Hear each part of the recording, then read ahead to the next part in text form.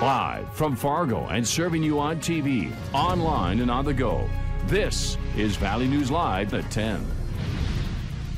War vets are being honored here in the Red River Valley with a trip of a lifetime. It aims in part to praise them for all their sacrifices to keep us safe. But before the Veterans Honor Flight of North Dakota, Minnesota boards their plane, they'll need ground transportation to make the travels a little easier. Valley News Team's Joseph Ojo shows us how one family made it their mission to help the organization.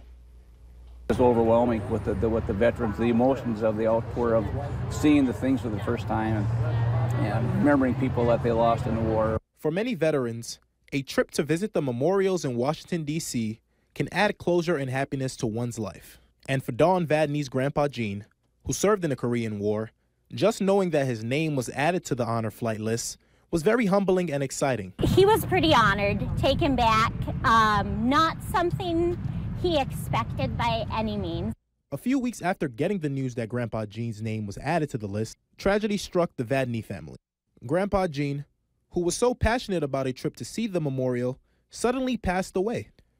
Motivated to honor her grandfather, Dawn and her father Kurt made it their mission to do something special. He just said, I want to get wheelchairs. I want to get my trailer and I want to fill it with wheelchairs and take it down to Fargo to the honor flight so they don't have to take that extra time anymore and they can just focus on the veterans. Dawn used social media, urging others to help donate wheelchairs that would help getting the veterans on and off the plane. The post helped generate 20 donated wheelchairs in just a matter of 10 days. We didn't expect this to happen so quick. Knowing that this trip for the ages brings joys to the veterans, Dawn, along with the rest of her family, plan to continue helping the Honor Flight organization of North Dakota and Minnesota for years to come.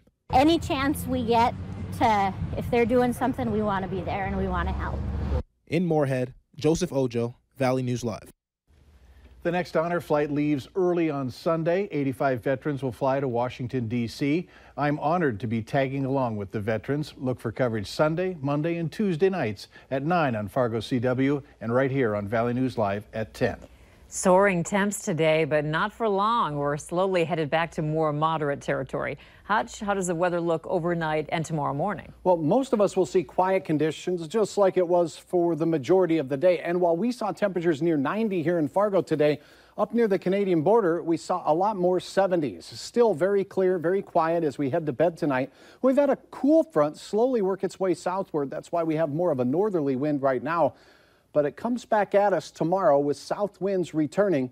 And if some moisture can work its way in here, we'll have a chance for some showers. Overnight, a few of us may hear some rumbles of thunder, mainly in southeast North Dakota and toward daybreak. Tomorrow, most of the day looks quiet, but suffice it to say, we will be cooler and our chances of rain increase as we go into the latter hours of the day. I'll have timing on when we'll see some thunder showers and who will have the best chance at seeing some greening rainfall here in the main weather segment here in just a few moments. Thanks, Hutch. You bet. 2 finalists have been selected to be potential manufacturers of medical marijuana in North Dakota. An official with the state health department announced that Grassroots Cannabis would have its factory in Fargo and Pure Dakota would be in Bismarck. They were selected from 19 applicants. The 2 manufacturing facilities still must adhere to additional requirements before getting final approval. The state has been developing the medical marijuana system since lawmakers crafted a law a year ago. That followed voters' approval of the drug for medical purposes in November 2016. A high-risk sex offender has moved into the Fargo area. 32-year-old Joshua Gomez will be living at 724 First Street North, Unit Number 1. He was convicted in 2007 of gross sexual imposition in Burleigh County, that's in Bismarck, for sexual contact with a 14-year-old girl. He was also convicted in 2000 for the same crime and indecent exposure to a 14-year-old female classmate at the time. Cops are now throwing cash at an arson case in hopes of making an arrest. Investigators believe someone intentionally set on fire Carpenter's Corner Bar in Thief River Falls back in April. Now the state fire marshal is throwing up to $5,000 at the case in hopes of making an arrest. The bar owner says that night 3 guys were kicked out of the bar for harassing women. Then shortly after, one of the doors was ablaze. Each one of those people is another count, and it could have been another life lost. So it's all the severity of the case, depending on how many people were in the bar at the time of the fire.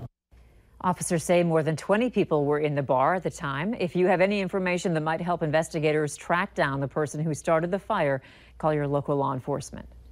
Essentia Health now offers online diagnosis and treatment services. Patients can access care for more than 20 common health conditions, including cold, flu, and pink eye, using electronic devices such as smartphones and tablets. After logging on to Essentia eVisit, complete a brief interview, explain the symptoms that you're having. A doctor or an advanced practitioner will take a look and respond with a diagnosis and treatment plan.